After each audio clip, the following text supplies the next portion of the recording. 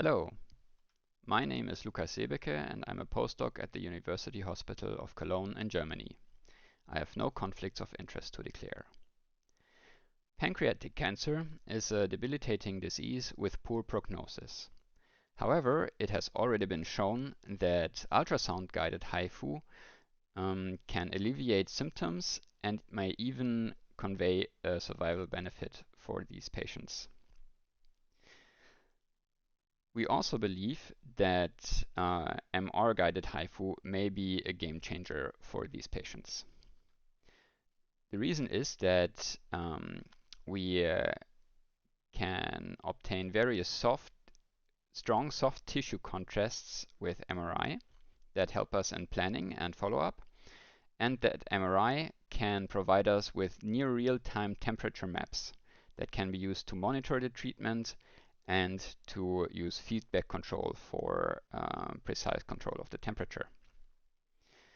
This precise control of the temperature can also be used to induce hyperthermia, which in turn can be used for MR-HIFU Hyperthermia mediated drug delivery.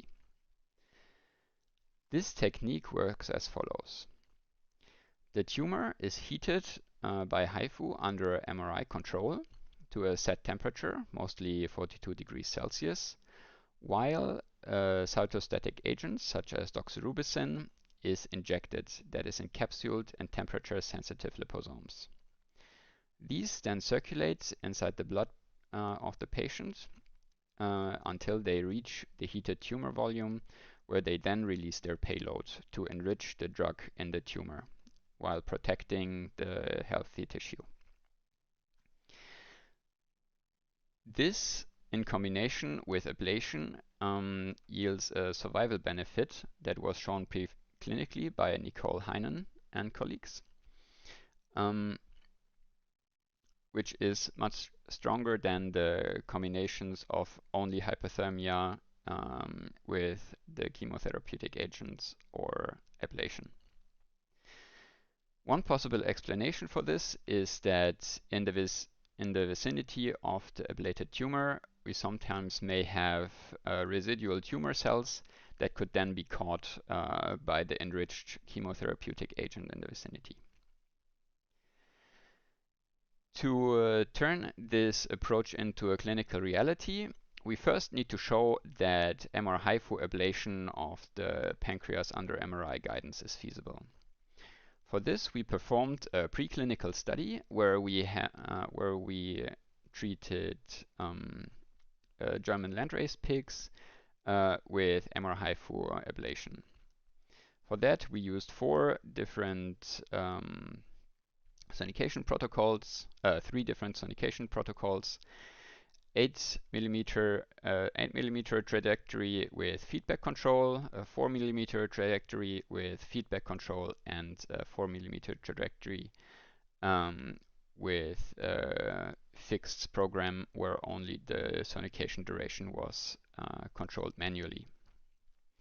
The device that we used was a Profound Sonolief V2 MR-HIFU system that was augmented with a special gel dome spacer that compressed the upper belly of the pigs to gain more easily access to the pancreas. 10 days before the intervention, the animal arrived at the facility and from that time point on received a low-fiber diet to reduce the amount of gas that was produced in the bowels. Starting on day 3, they received exclusive liquid diet and a laxative to get rid of residual solid feces in the bowels. And then they were put under and the pancreas was ablated.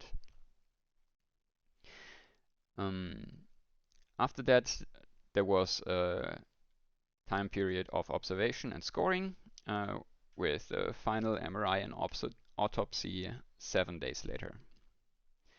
The first objective was to find out what kind of energy we need to ablate the pancreas and to see if we can make a prediction from the amount of power that we invest. As you can see from this graph, we needed a power of at least 4 kilojoules to induce a lesion, but at the same time we cannot tell much else. So the HIFU energy that is invested is not a good predictor of the final lesion size or the NPV size. MR thermometry, however, can help us here. By using the temperature maps that we acquired during the treatment, we can make an estimation of the thermal dose that was delivered to the target tissue. And then essentially measure this thermal dose profile to make a prediction of the ablated area. What we can see here is that the prediction is really much better, but we also need to take care because there seems to be a trend of overestimating the size of the lesion where the golden standard is the diameter of the non-perfused volume, or the NPV. The final objective of this study was to establish safe energy limits for single HIFU applications, and here we saw a really nice transition at around 9.3 kilojoules. So below that power we didn't see any damage to the abdominal wall at all, whereas almost all treatments that were performed with more than 9.3 kilojoules resulted in thermal damage to the abdominal wall.